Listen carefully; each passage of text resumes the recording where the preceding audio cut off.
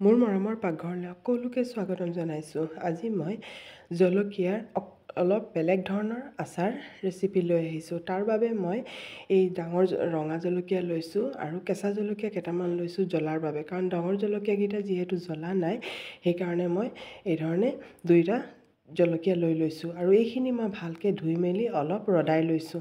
ভালকৈ অলপ ৰ'দত দি দিলে পানীখিনি গোটেইখিনি শুকাই যাব। নহ'লে মানে কি হ'ব, পানী থাকিলে পিছত আমাৰ আচাৰ বেয়া হৈ যাব। আৰু এই ধৰণে মই সৰু সৰুকৈ কাটি লৈছোঁ, কিন্তু মই কাটি পেলাই আচাৰটো নিদিওঁ। মই অলপ বেলেগ ধৰণে আচাৰটো দিম আৰু দুই ধৰণে দিব পাৰি। এইটো ইনষ্টেণ্টো দিব পাৰি। মই কিন্তু ইনষ্টেণ্ট বনোৱা নাই, কিন্তু ইনষ্টেণ্টৰ নিচিনাই অলপ হেৰি হৈ যাব। আৰু এতিয়া মানে কি হৈছে, নহৰু কেইটামান মই এই ধৰণে চুলি পেলাই এইকেইটাও মই হেৰি কৰি ল'লোঁ, অলপ শুকাই ল'লোঁ।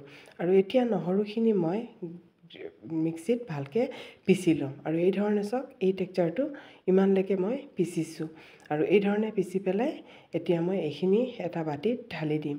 আৰু এই আচাৰটো নহয় ইমান টেষ্টি হয় খাবলৈ আৰু বহুত ভাল লাগে খাবলৈ। আৰু এতিয়া মই জলকীয়াখিনিও এই ধৰণে মিক্সিত পিচি ল'ম। এই জলকীয়াখিনিও পিচি ল'ম, কিন্তু এটা কথা, জলকীয়াখিনি পিচা নাযায়, অলপ হেৰি হৈ যায়। সেইকাৰণে ইয়াত পানী কেতিয়াও নিদিব। ইয়াত মই ভিনেগাৰ দি পেলাই পিচিম। তেতিয়া কি হ'ব, কাৰণ পানী লাগিলে আমাৰ আচাৰ বেয়া হৈ যাব। সেইকাৰণে ইয়াত মই অলপ ভিনেগাৰ দি দিম, তেতিয়া খুব ভালকৈ পিচা হৈ যাব। আৰু এয়া চাওকচোন, এইখিনি খুব ভালকৈ পিচি ল'লোঁ।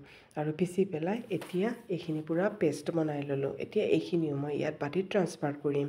আৰু এতিয়া এইখিনি মই অলপ মছলা ব্যৱহাৰ কৰিম। প্ৰথম মই দিছোঁ ক'লা নিমখ অলপ, যিহেতু আচাৰত অলপ ক'লা নিমখ দিলে ভাল হয়। ক'লা নিমখ দিছোঁ, বগা নিমখ দিছোঁ। আৰু এইখিনি আচাৰৰ মছলা মই ঘৰত বনাই থৈছিলোঁ।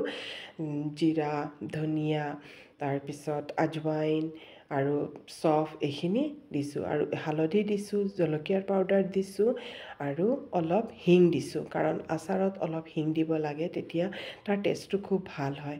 আৰু কম তেলত একেবাৰে এই আচাৰটো হৈ যায়। চাওকচোন, মই ইমান তেল ব্যৱহাৰ কৰাও নাই। আৰু এইখিনি আচাৰ এতিয়া আমাৰ পূৰা গোটেইখিনি মই দি দিলোঁ। এতিয়া এইখিনি পূৰা ৰেডি হৈ গ'ল। এতিয়া মই এইখিনি এটা টেমাত, শুকান চিচাৰ টেমাত মই ভৰাম। আৰু ভৰাই পেলাই দুদিনমান মই এইখিনি ৰ'দত দিম। দুদিনমান ৰ'দত দিয়াৰ পিছত আমাৰ আচাৰ ৰেডি হৈ যাব। আৰু যদি ভাবে আপোনালোকে ইনষ্টেণ্ট বনাব, তেতিয়াহ'লে কি কৰিব, একেবাৰে উতলা গৰম তেল ইয়াত দি দিব। উতলা গৰম, মই কেঁচা তেলহে দিছোঁ, কাৰণ মই অলপ ৰ'দত দি পেলাই পিছত হেৰি কৰিম।